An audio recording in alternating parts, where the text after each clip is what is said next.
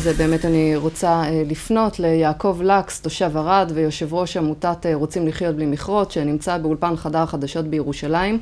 שלום יעקב. שלום וברכה, מה שלומך? אני מצוין, ושלומך? תמיד טוב, בהגדרה. אתה היית היום בדיון בבוקר, ספר לנו מה הם נתוני הקרינה הרדיואקטיבית שחשפתם היום בנוגע לסיכוי של תושבי ערד והסביבה לחלות? אנחנו בדקנו קרינה מאזורים מופרים, איפה שניסו לכרות פוספט בשדה בריר ובמכרה נטוש באזור של המכרות במישור רותם, ומצאנו שהקרינה במכרה הנטוש היא בערך 7-8 מיליסיברט לשנה, ובשדה בריר, במישור רותם, בערך 17.5 מיליסיברט לשנה, שאלה פי 8 מערכי הסף המותרים לקרינה, להימצאות בקרינה. על יד הבית שלי לעומת זה היה 1.05, שזה הרבה פחות מהשתיים שמותרים.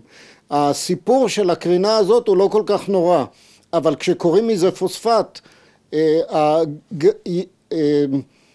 חלקיקי הפוספט הזעירים, שהם בקוטר שנכנס לדרכי הנשימה העמוקים ביותר, נכנסים לשם ופולטים שם את הקרינה, ואז הם פולטים קרינה מסוג אלפא בתוך הריאות, וזה דבר איום ונורא. אנחנו מבינים שהסיכוי לחלות הוא באמת מאוד גבוה. איך הגיב יושב ראש הוועדה דוב חנין לנתונים שהצגתם? דוב חנין הוא שותף שלנו למאבק, גם הוא נדהם מהנתונים שנחשפו, ואני רוצה להשיב למה שקודם לא הספקתי.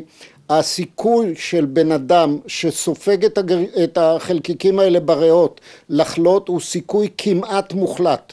זאת אומרת, אין פה עניין של סיכוי, מי שינשום את זה הלך עליו. יעקב, אתה חושב שהנתונים החדשים האלה שחשפתם יובילו לביטול הקמת המכרות? זה מה שאנחנו מקווים. אנחנו נמצאים במאבק עם הכוחות הכלכליים החזקים ביותר, והנתונים האלה ידועים להם. מה השלב הבא במאבק שלכם? השלב הבא הוא לבטל את התוכנית הזאת ולשלוח אותה למקום שהיא לא תשוב יותר להטריד אותנו. לא אותנו ולא את הדורות הבאים אחרינו.